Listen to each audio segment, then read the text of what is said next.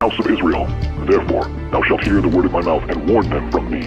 Have no fellowship with the unfruitful works of darkness, but rather expose them.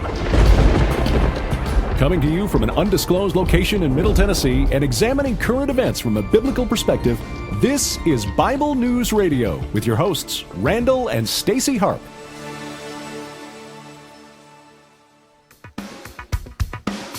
I gotta work on that. All right, hello everybody. How about a little of Lincoln Brewster here?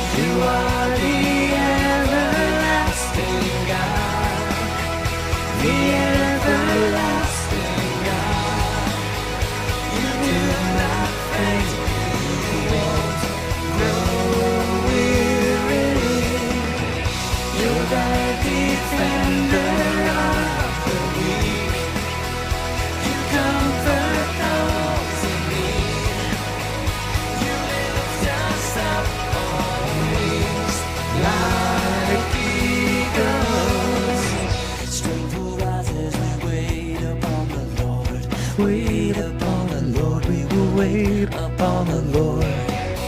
Strength will rise as we wait upon the Lord. Wait upon the Lord, we will wait upon the Lord our God. You reign forever, our hope, our strong deliverer. You are the everlasting God.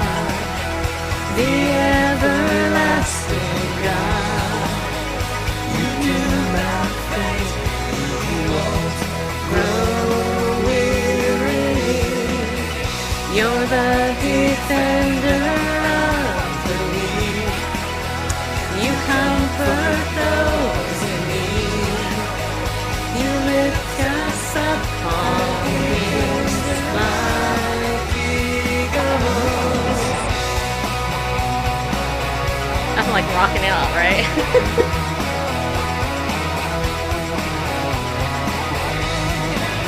This song was just on my mind all day today. So I was like, okay, I'm just gonna sing it. Alright.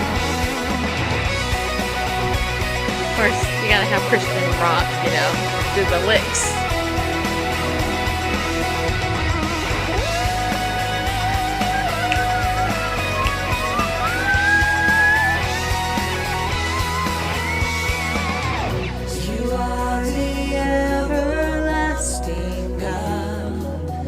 The everlasting God. Strength will rise as we wait upon the Lord.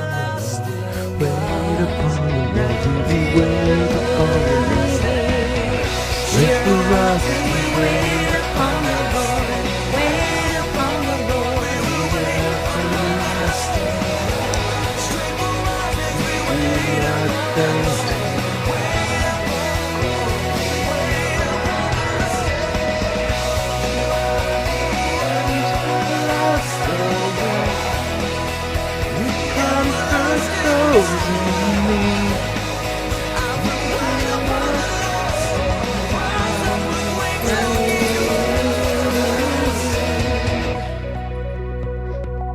It's not over yet. The Lord is the everlasting God. Yeah, He is. The creator of all the earth. He never grows weak or weary. No one can measure the depths of His understanding. He gives power to the weak and strength to the powerless. Even youths will become weak and tired, and young men will fall in exhaustion. But those who trust in the Lord will find new strength. They'll soar high on wings like eagles. They'll run and not grow weary. They'll walk and not faint.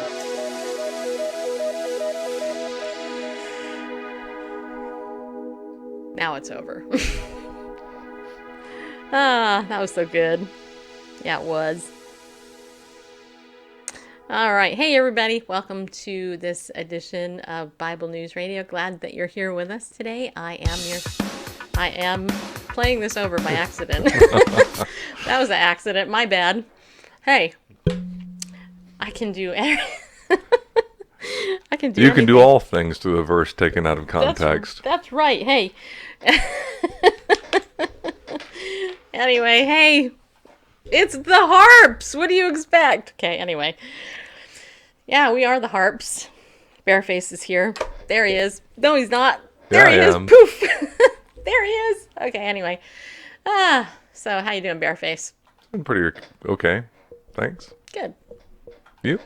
Good to see you guys. Hey, Beth, thank you for your word. I just saw it a little while ago. Wait, let me scroll through. I gotta go back here. Scroll through. Praying for y'all. That's what Beth Hoover Fitness said. Thank you, Beth Hoover Fitness. We really appreciate it. I can tell people are praying. I can because I'm like. Yeah, fitness. What nationality is that? No. Yeah, I don't. You know, definitely much appreciated. I don't know. I've never had 3 people I love die in 2 weeks before. Just saying. Yeah. Anyway. Harp to harp. Yes, that's right. Anyway, so we are flooding here in Spring Hill where we're at. I think there's got to be at least 6 inches of rain, easy. But I mean, local areas are like, we're gonna have to get a boat, roll out of here Fortunately, tomorrow. we're on the 2nd floor, so Yeah. Yes.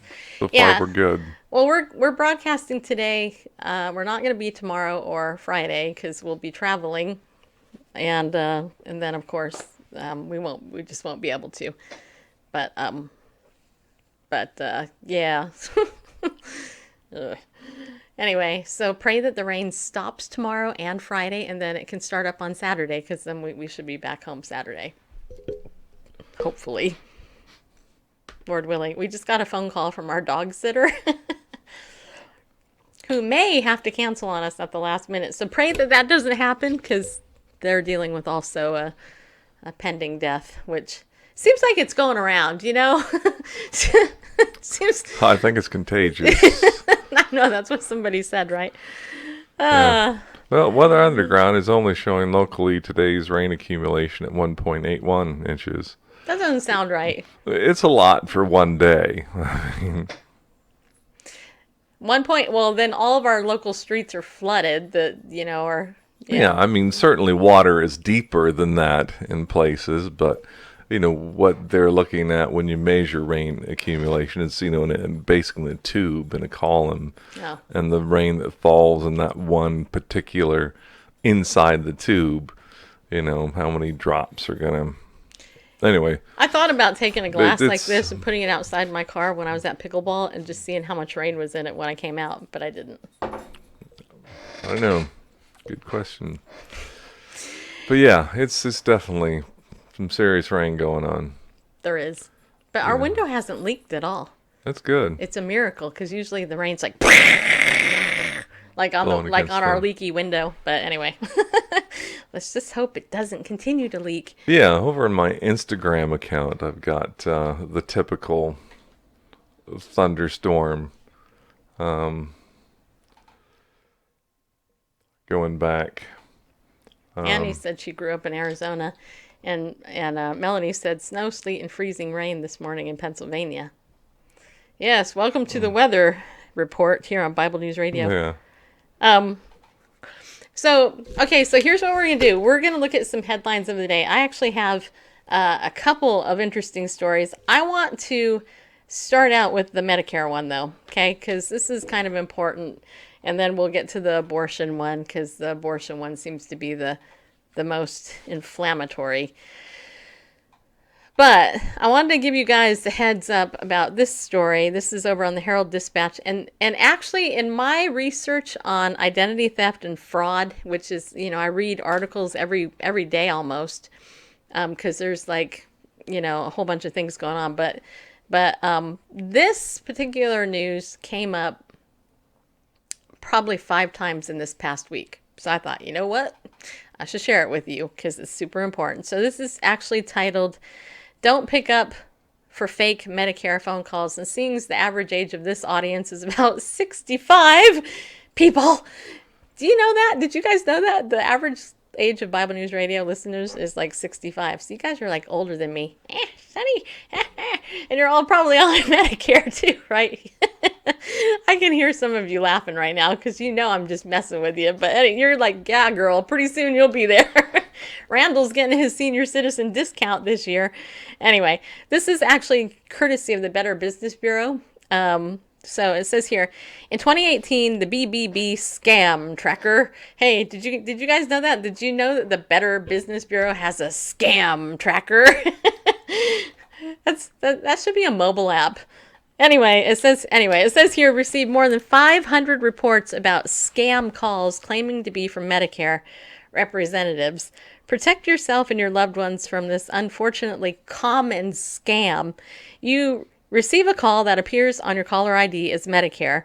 That for me right there. If I got a call that had Medicare on the ID, I'd be like laughing. I'd be like, no, I don't think so. But anyway, it says here, the caller ID is Medicare. In one version of this scam, when you pick up the phone, a Medicare impersonator offers you something for free, such as a back or knee brace, medical equipment, or new Medicare cards. All you have to do is share some personal information, such as your social security number, to, quote, confirm your identity. Now, this is interesting because I have gotten numerous phone calls on my phone for a free medical brace.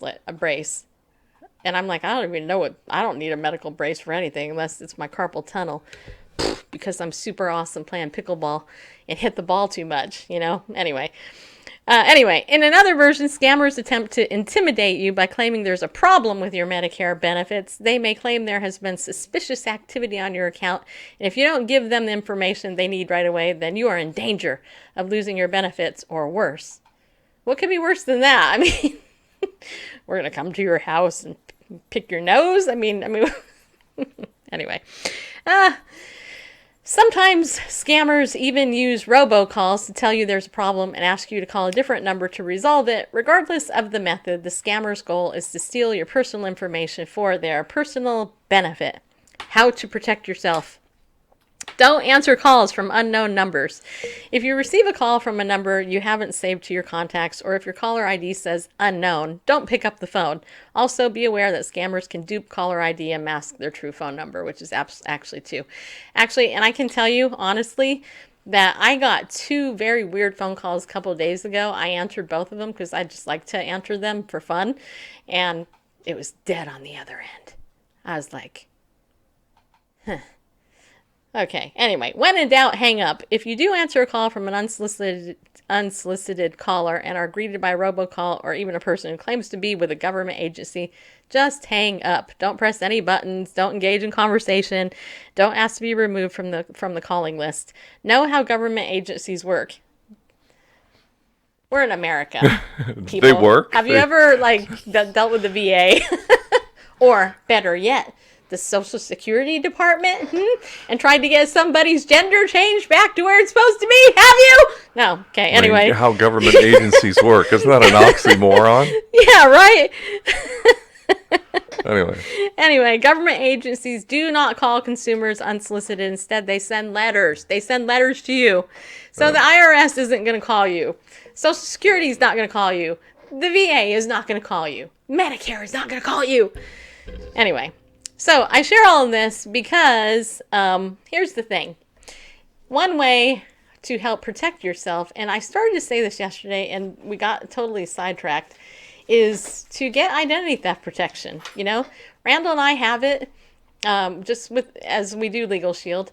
But when you have ID Shield on your phone, you guys, I'm telling you, not only do you not worry as much about people stealing your info because you're going to be notified when you're having that stuff tracked, but it's actually it's so affordable. It's almost too affordable in my opinion. They should charge more for it, but they don't. It's only $9.95 a month, under $10 a month to monitor all your stuff, And I just encourage you to do it because you will definitely have peace of mind. Plus, you'll get perks on top of it. Just saying, the perks actually pay for the membership if you do it. In fact, yesterday, I was looking for some hotel perks where we're going up to, stuff. And anyway, and long story short, I found a ton of them. I was like, oh my gosh, there's a ton of perks. Like there was one for a hotel that was like a 44% off, just for being a Legal Shield / ID Shield member. You got little 44% off on that.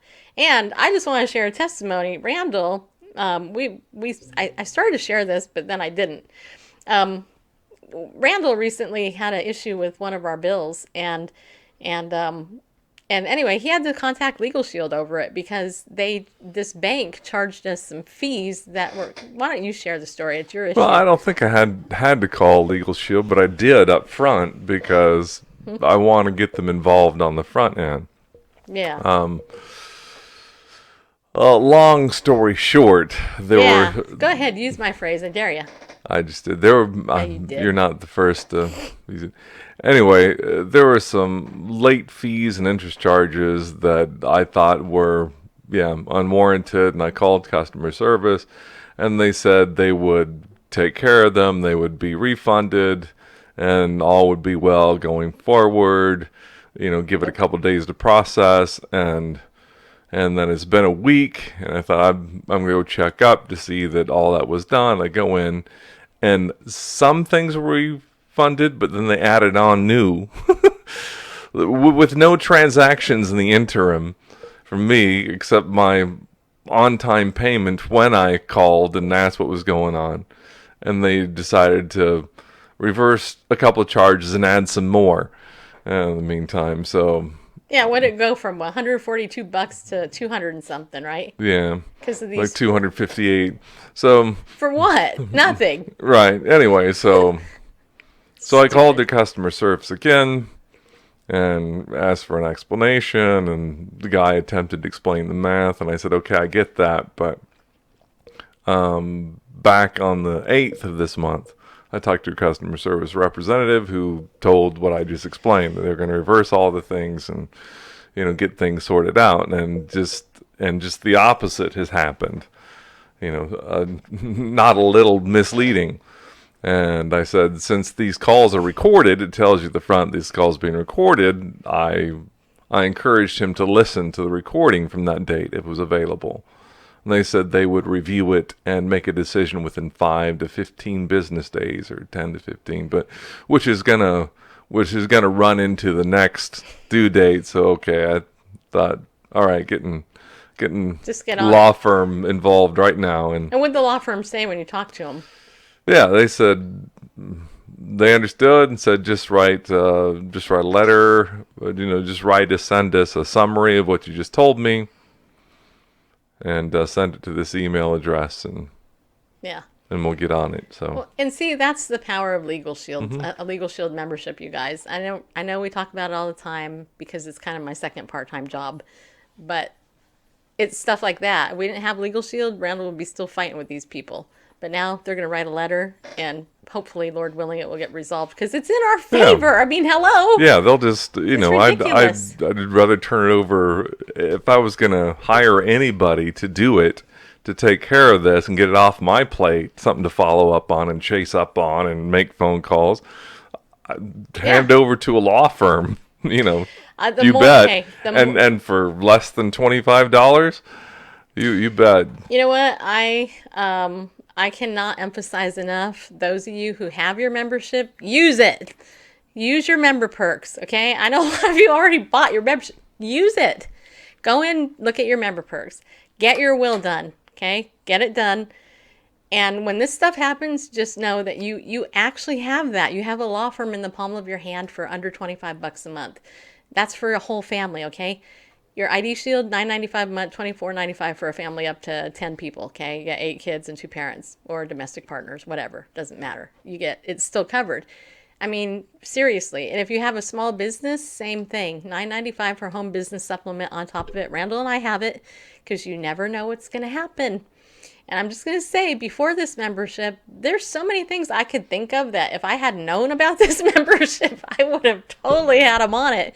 And I'm telling you, it will pay for itself. In fact, tonight, those of you who are available at 7 p.m. Central Time, Ladies of Justice is actually going to be talking. Some of the top Legal Shield ladies are going to be on Zoom again tonight, talking about how to become a Lady of Justice or a Legal Shield member, associate rather. And then afterwards, those of you who are associates, how to get yourself plugged in so you can level up and get your bonus and pay for your $99 membership fee for life. Okay, I mean, like I said to Bareface when I signed up to be an associate, $99. If I cannot make that back in a whole year, then that was the stupidest investment I've ever made. Okay, I can tell you I made that back almost 300 times over, close to that. Okay, so is that right? I'm not good in math. It's a lot. Let me put it that way. I made it back within 2 weeks. Okay, I made more than that back in 2 weeks. Anyway, all I have to say, if you want to be on that call, just follow my Twitter. I'll tweet it out. If you're on my Facebook, just click the link on the post I made and show up at 7 o'clock. If you're an associate of mine, get on that call and watch what these ladies tell you and listen to the stories, because there are some women who actually saved literally over $300,000 because a letter was written on their behalf and paid for their membership for life, really. I mean, a lawyer's letter is way more powerful than most people think. Just saying. All right. So with that said, the Medicare thing, just be aware that's going on. Hang up the phone, don't answer, all that. All right.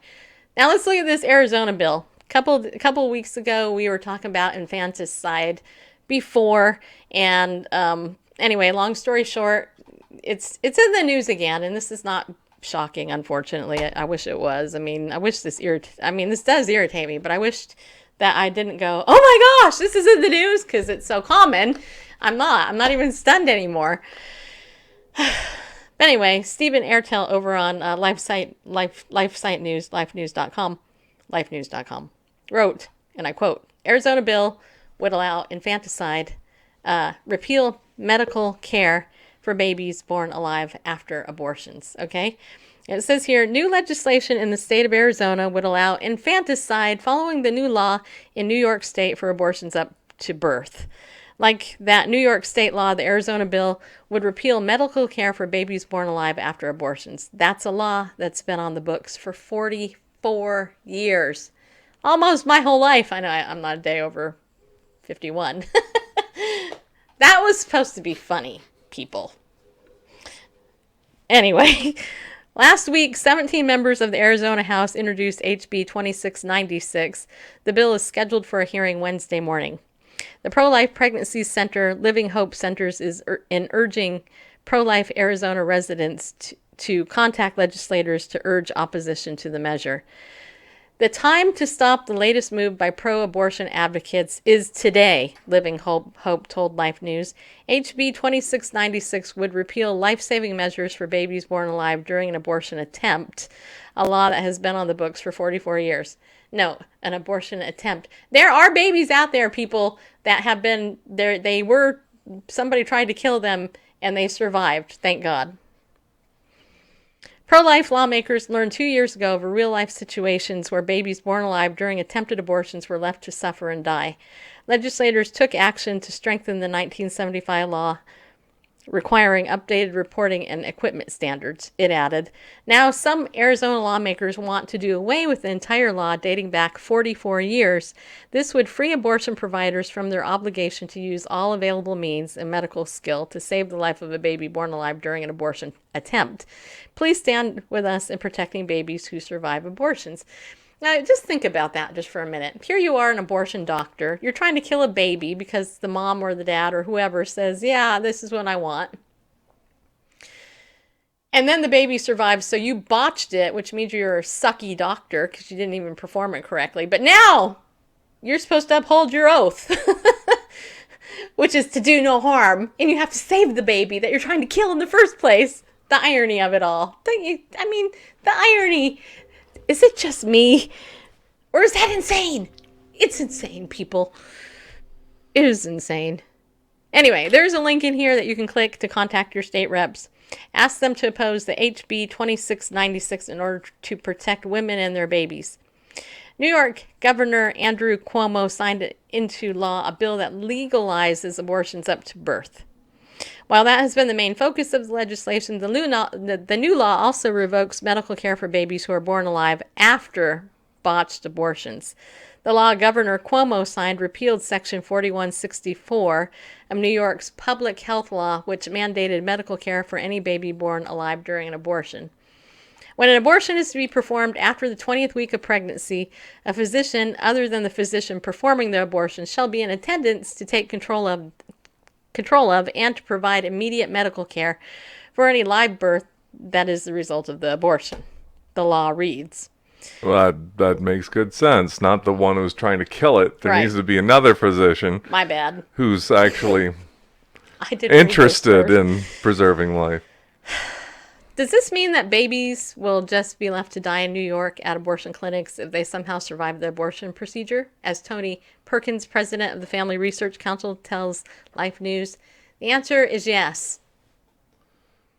This law guarantees it, sweeping away a large chunk of the penal codes that protected abortion survivors. Thanks to this act, Kermit Gosnell and his blood-stained, cat-infested third world excuse for a clinic would be untouchable, he said. The Resurgent's Stacey Lennox puts that into its gruesome context. For those of you who saw the movie Gosnell, Baby B would not be considered a victim. Person, as far as this law is concerned, means a human being who has been born and is alive, not a second before and maybe without infant protections, not few seconds after either, he continued. A shocking 19 states do not require any protection for babies born alive after botched abortions, a report by Americans United for Life revealed, which, by the way, my friend Dr. Charmaine Yost used to head that organization up before she went to work in the Trump administration. So there's an article over here. Let's see here. I'm going to flip this page. Because it says here, 19 states allow infanticide. Let abortionists leave babies to die who survive an abortion. I wonder if there's a list of those. Ah, yes. Okay, so let's look at the states that allow this, people. Okay, so basically the 19 states, nearly half the country, basically allow infanticide. Here they are. You ready? Let's see if you live in this state. Put a 1 if you end up living in one of the states. Okay, Alaska, Colorado, Connecticut, Hawaii, Idaho, Kentucky, Maryland, Massachusetts, Nevada, New Hampshire, New Jersey, New Mexico, New York, North Carolina, Ohio, Oregon, Utah, Vermont, and West Virginia. There you go. Those are the states where babies can just, be born and left to die. Isn't that nice? Isn't this a nice godly country that we live in? Doesn't that just make you proud to be an American where, we can just let babies be born and die or just get murdered because they're just an inconvenience to people? God, that irritates me. So Diane lives in one of those states. So I don't know if anybody else does. Let's see here. North Carolina is your hometown? Okay, wow, says Beth.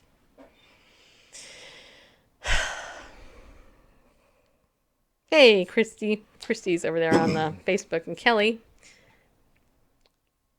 All right. Okay. You have any thoughts, Randall, on this? I mean, this is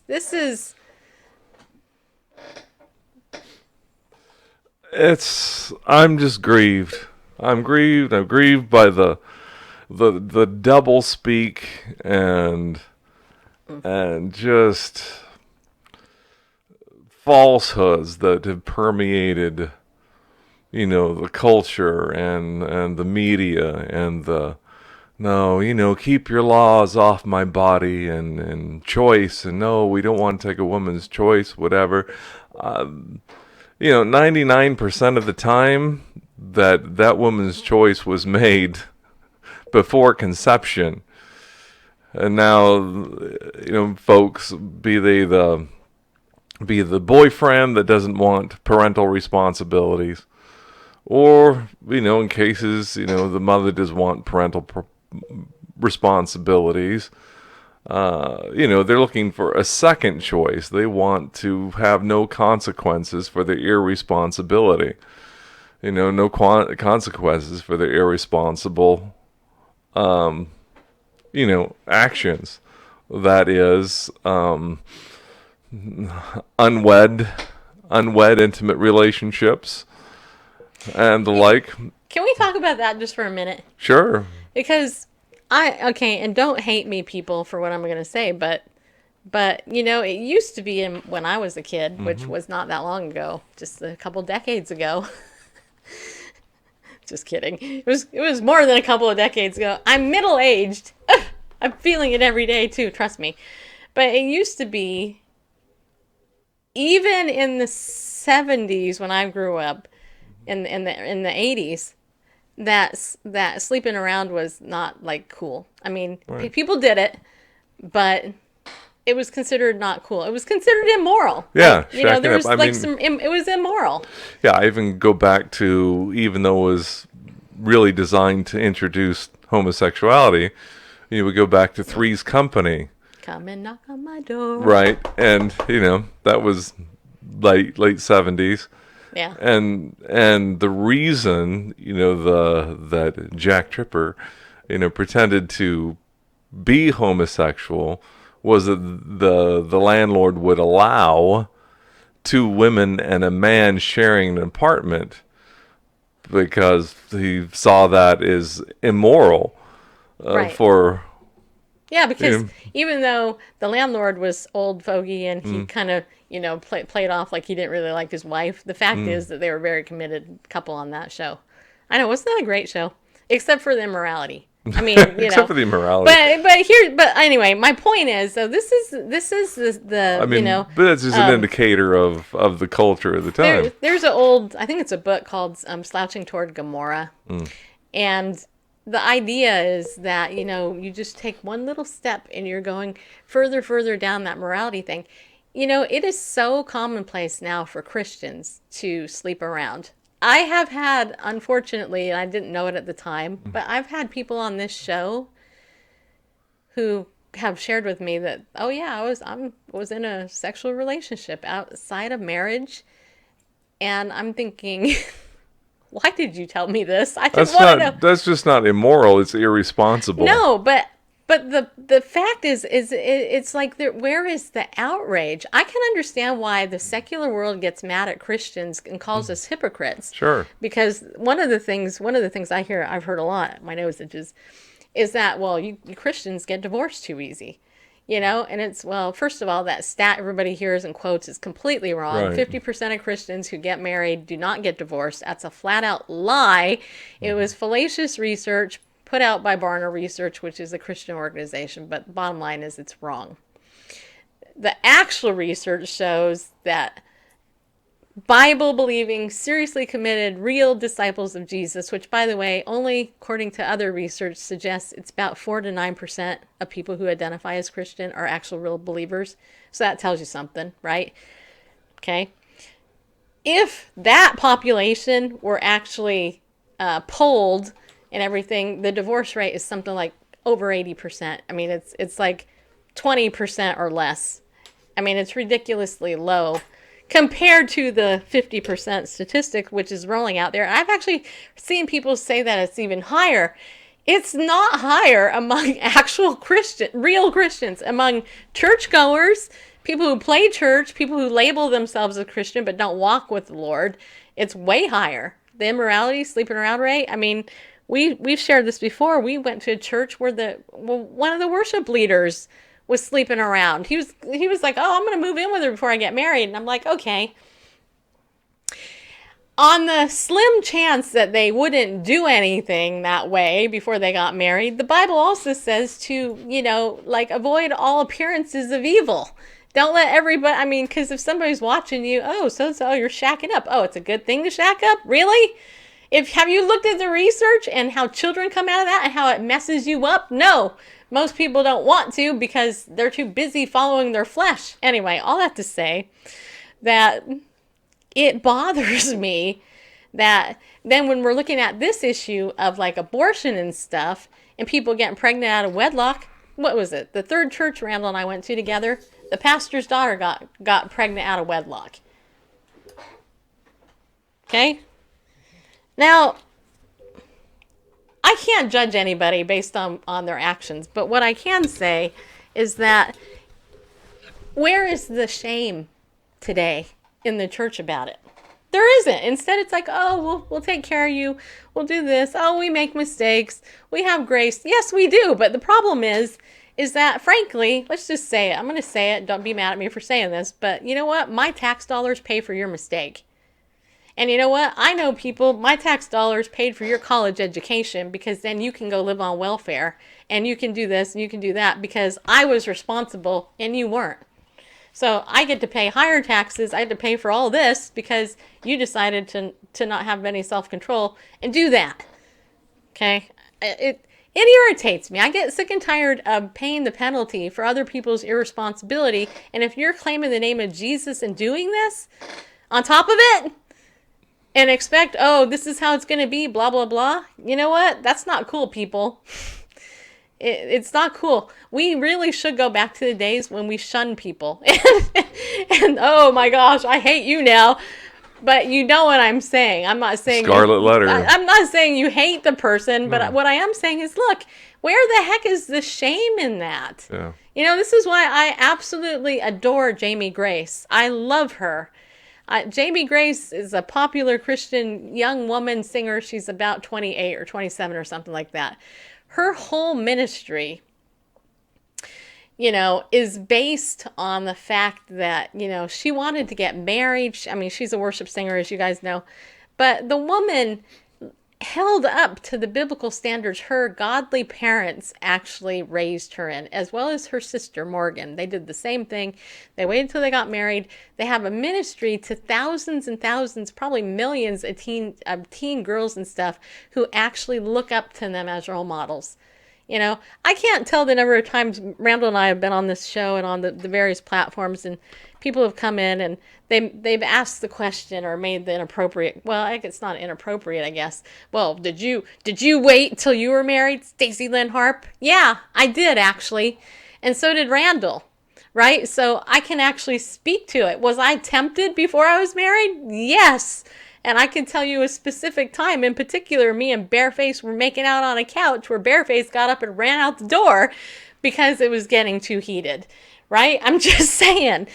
So, you know, it's not like we're immune to the temptation, but God forbid we actually say, give some boundaries to children and young people and say it is okay to wait, you know, because guess what? You're not going to mess up your stinking life if you actually wait. You know, you might be temporarily satisfied for a minute, but for crying out loud, wait, why do you think Tim Tebow was such a big hot topic? Do you think it's because Tim was such a great player? Yeah, I mean, he was a great player and everything. But the thing that got him the press the most was the fact that he was celibate until he decided to get married, which, by the way, he is now engaged. I don't know if he got married yet, but he's engaged. And the woman that he's engaged to had a very big platform, and she's also still a virgin, right? I mean, is there something wrong with virginity today, people? Just asking. I mean, since when did that become a bad thing, right? Frankly, if you're a virgin out there in the audience, be proud of yourself, okay? If you've been married and divorced and you're remaining celibate and not sleeping around, be proud of yourself for doing that. I mean, seriously. Don't let this stupid culture that glorifies all this stuff, you know, make you feel like you're a piece of crap because you're not being a slut. Okay? I'm just saying. You know, I don't know where this is all coming from, but it does irritate me because do you know what you miss out on when you become a virgin? When you're a virgin? Here's check this. One thing that you miss, if you stay a virgin, you know what you're going to miss? Sexual transmitted disease. You're going to miss out on that great fun of having to deal with putting medication in your private parts and dealing with herpes and all this other crap that comes with it. Yeah, you're going to miss out on that. You're also going to miss out on like a massively broken heart when the guy or the girl leaves you, just so you know. You're going to miss out on that tragedy. And frankly, I don't know. Do you want to walk around with a broken heart? Do you want to walk around and like be like, you know, just wish I had this broken heart and all the ruminations of how he treated me or how she treated me. You're just going to miss out on all that crap if you remain celibate. How dare you? How dare you not want to be like the world? The nerve, I say. I mean, seriously. You know, what the world offers is so asinine and so stupid. And yet, as somebody once said, and I can thank my friend Angie actually for sharing this with me. Have you ever gone fishing with a lure? I have. I mean, there are like worms. Those are living and slimy, and I won't even touch those. But, you know, fishing lures, right? This isn't a lure. This is a nice bracelet a friend of mine gave me. But let's just pretend this is a fishing lure. You know, the fishing lure is beautiful. It has color and texture, and that little fish, it looks at it and it believes that it's going to nourish it. It's going to feed it. It's going to make its tummy full. It's going to be, oh, this is so awesome. This is like steak on a hook. Of course, it doesn't know it's on a hook. But here's the thing. It gets attracted to it, and it's like, this is going to fill everything in me, and I'm going to go bite it. And then the next thing you know, that little fish bites it, and he gets hooked because the fisherman grabs him up there. And next thing you know, he's getting, filleted on a frying pan and getting eaten. Because the lure was so beautiful, but on the inside was a hook that led to death. The wages of sin is death, just so you know. But the real thing is, I mean, look, if you wait until you're married, people, if you wait until you're married, first of all, women, you got a man that loves you if he waits until you're married. Or after you're married. You know what I'm saying? If you have issues, he loves you. He actually loves you. He actually loves you. Put a ring on your finger. Just saying. My rings are on the bathroom thingy because I played pickleball. But usually there's a ring there. He put a ring on your finger, man. He's going to support you. Pays your bills, hopefully. If he's a good man, he'll pay your bills. Put a roof over your head. Put food in your tummy every day. But provides security for you. That's better, in my opinion. Having security in a relationship is more important. Just so you know. Just saying, okay? And men, hey, you get married to a good woman. What do you get, man? You get a great woman. Like Bareface got.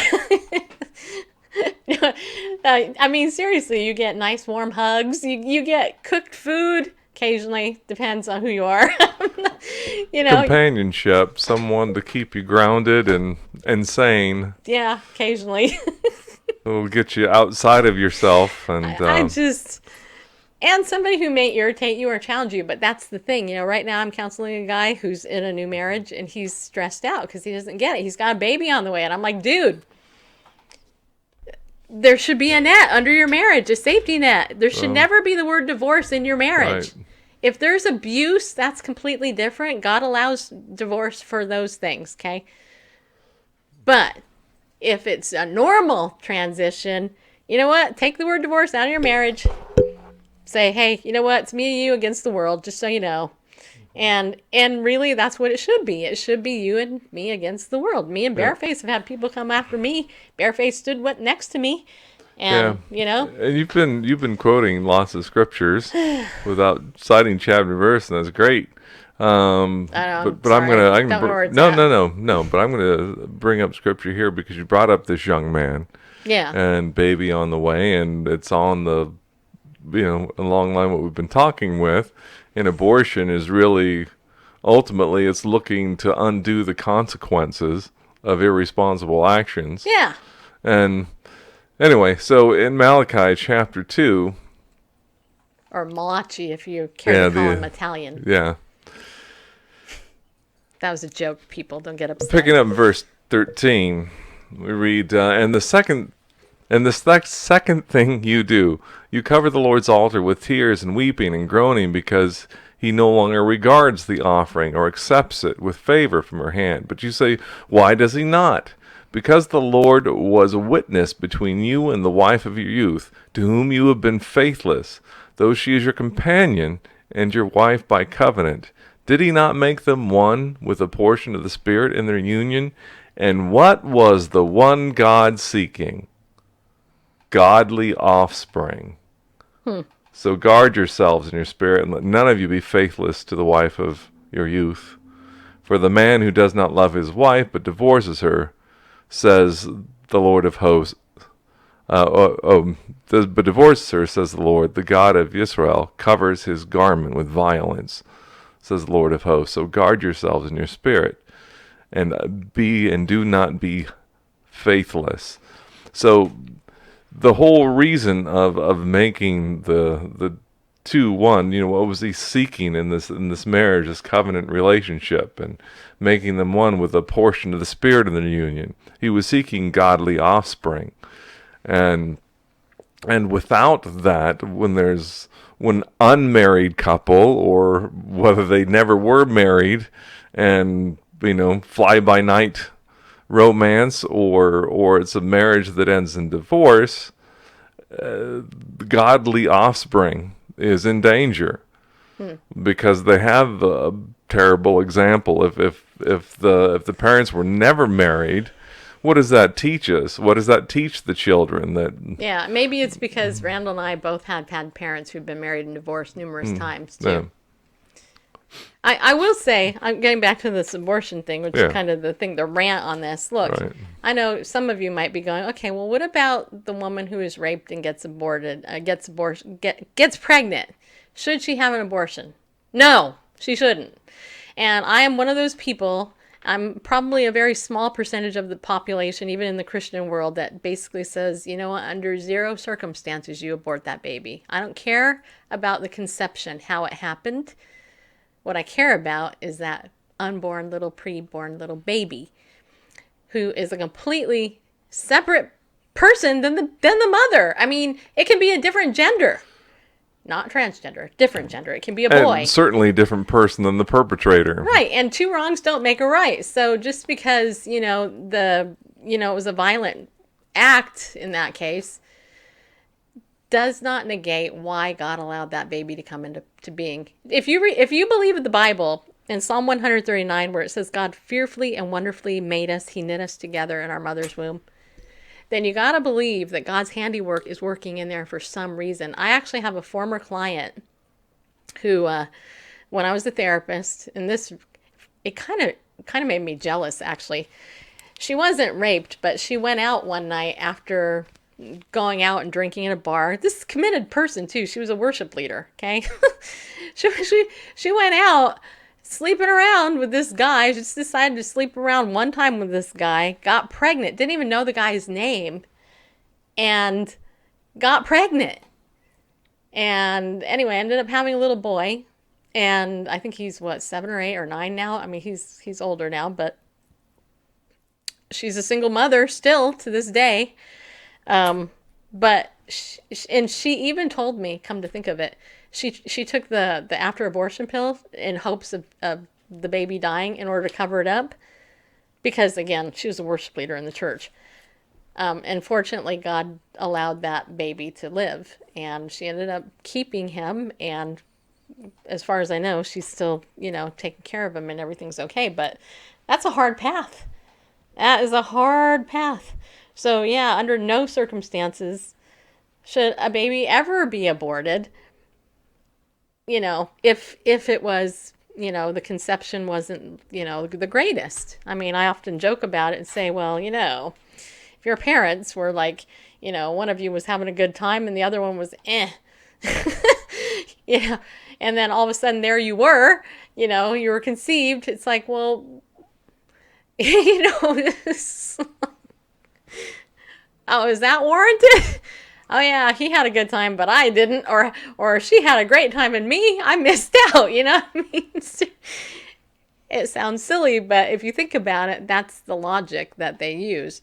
And the irony of it all is that the consequence to the baby, the poor baby has no choice in whatever happens to him or her, and so we got to protect the baby, which is why this is so horrible that infanticide is being allowed in our godly so-called country, which isn't. It's really actually post-Christian country that we really live in. We don't need to be deceived about that, you know. In fact, I have an article here, Randall. I just brought it up. It says slavery, abortion, more closely related. Let's see, where is this? More closely linked than Dems will admit. So Bill Federer recounts wisdom of those who ask, who is not fit to live? Lincoln warned January 27th, 1837, at what point, then, is the approach of danger to be expected? I answer, if it ever reached us, it must spring up amongst us. It cannot come from abroad. If destruction be our lot, we must ourselves be its author and finisher. As a nation of freemen, we must live through all time or die by suicide. Lincoln stated at Edwardsville, Illinois, September 11th, 1858, what constitutes the bulwark of our own liberty and independence? Is it not our frowning battlements, our bristling sea coast, our army and our navy?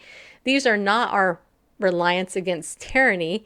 All of those may be turned against us. Our reliance is in the love of liberty which God has planted in us. Our defense is in the Spirit, which prized liberty as the heritage of all men in all lands everywhere.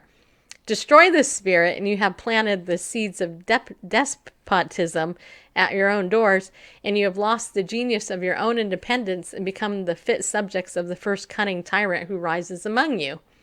Lincoln wrote to William Dodge, February 23rd, 1861, freedom is the natural condition of the human race in which the Almighty intended men to live. Those who fight the purpose of the Almighty will not succeed.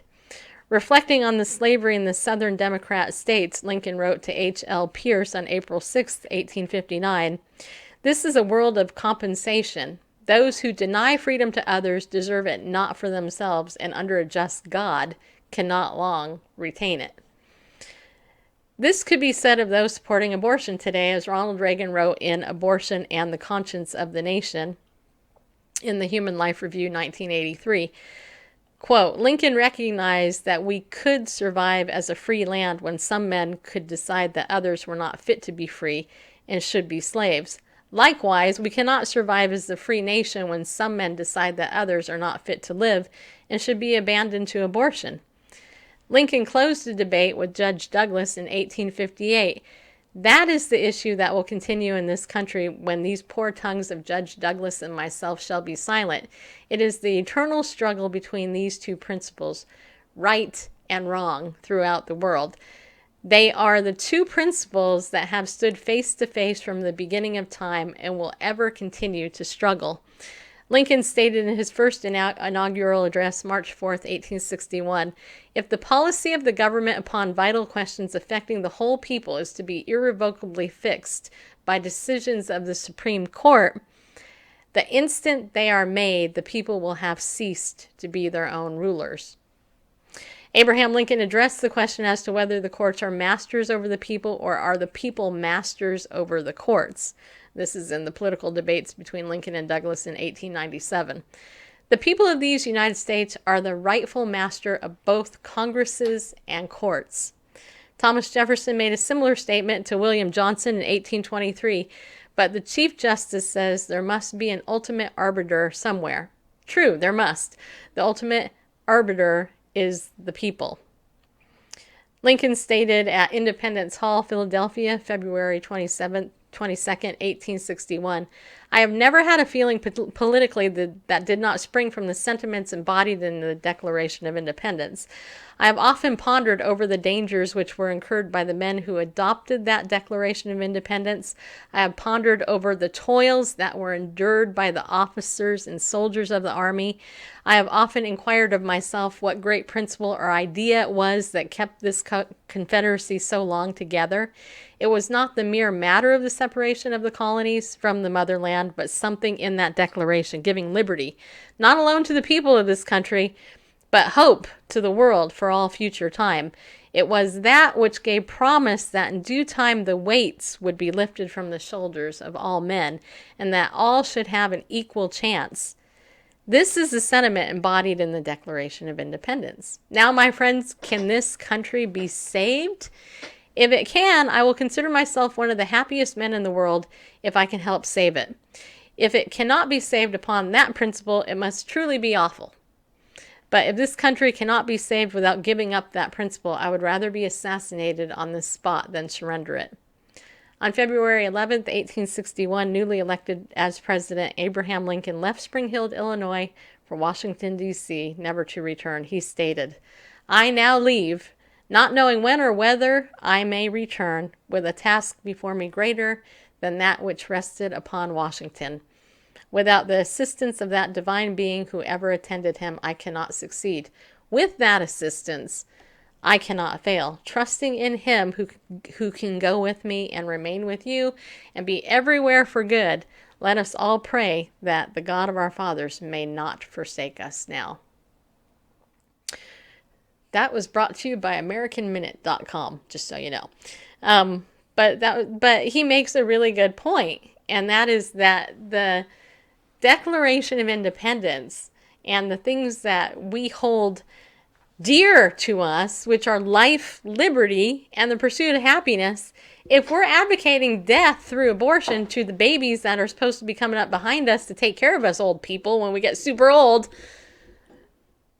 how can the country survive? I honestly think that America has only survived because of God's tremendous mercy on us. I think his judgment is also on us. And I think that we have to be extremely careful in the day in which we live. And maybe it's because I am a middle-aged woman and I look at the generation behind me that could be my children and I go, that's not good. You know. And it's not everybody. I think there is a remnant, and I think God has called a remnant for kids. And I think that there are a lot of great, millennials out there that are doing the right thing. But you know what? I think the way is broader and broader and broader, and we have to be bolder and bolder and bolder, because if we're not, who's going to protect the kids? I mean, at any level, that's what gets me, is like, we have become so permissive in this country that we don't want to even admit the word moral exists, or that we have absolutes in the world, which is right and wrong, that God ordained them.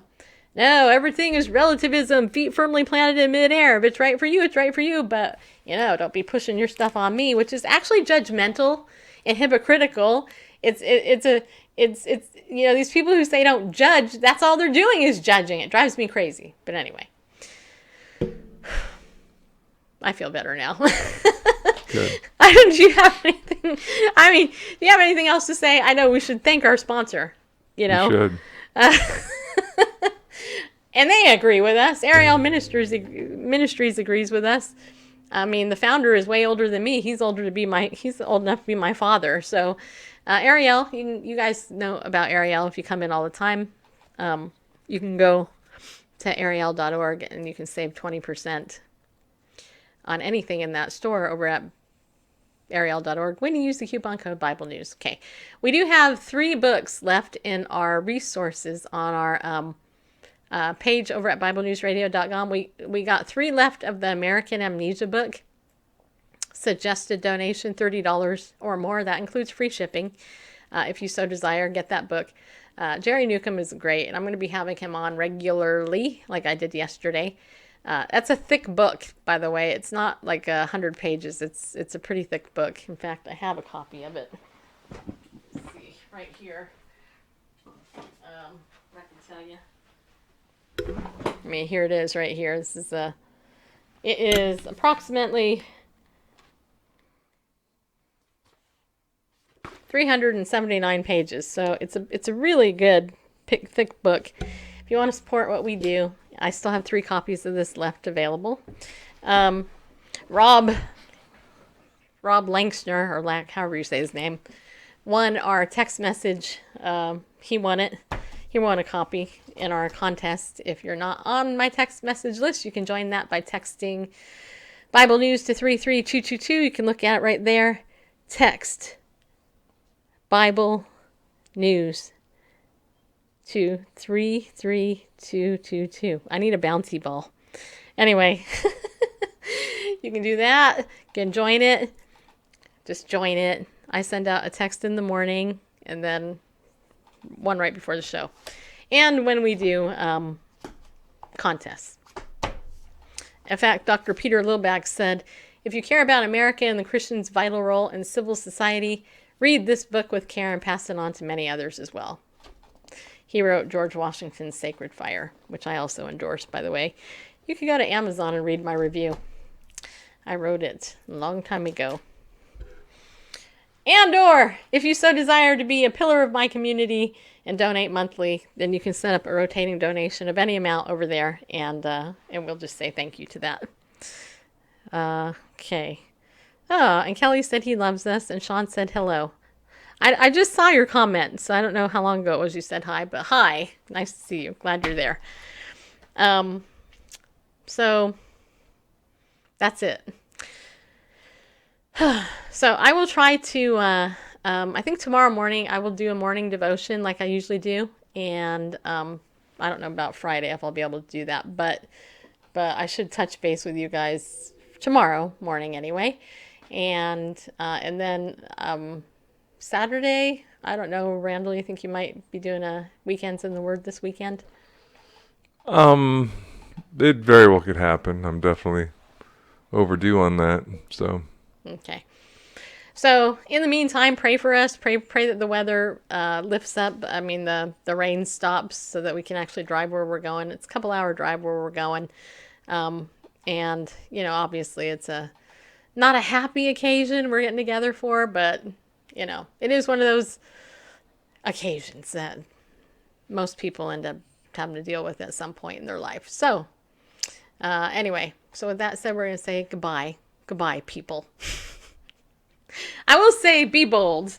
You know what? Stand up and go with God, because he loves you. He really does. And don't be ashamed of living the way that he actually tells you to. And certainly don't be ashamed of standing up for his principles. We can love people who make mistakes, but our culture as a whole has embraced the mistakes over what's right. And because of that, I think we're in the position that we're actually in. And when you have godless people like the evildoers who are writing these laws and putting them into law, where they're completely like okay with babies being killed after death, after birth, I mean. During birth and after birth, it's okay with them. That tells you a lot about that person, their conscience. It's seared. Romans 1 talks about that, how that happens. And the only way to change a culture is to change people by sharing the gospel with them. You know what I mean? I mean, that's the case right there. So don't be ashamed of the gospel, because it's the power of God that saved us all who are saved, and it can save the most wretched among us. And people don't get that, but I can tell you, I've seen people would go, yeah, this person should be in hell forever. But that person repented, and now they're with the Lord. So that's amazing grace, people. All right, that's it. So I hope you guys have a good rest of your night, and thank you that for sharing the comments that you did in today's show as well. Appreciate it. Okay, and Lou, thanks for sharing your. Lou shared that his wife keeps him on track. That's what good wives are for, and good husbands. And if you're not married, good friends actually will do that for you as well. So there you have it. You have any final words, Bareface? No, ma'am. Nope. All right. Take care, everybody. We'll see you hopefully Saturday for Bareface. We'll say hi. I'll say hi tomorrow morning for Get Slugged. And we'll be back Monday, Lord willing, for everything else.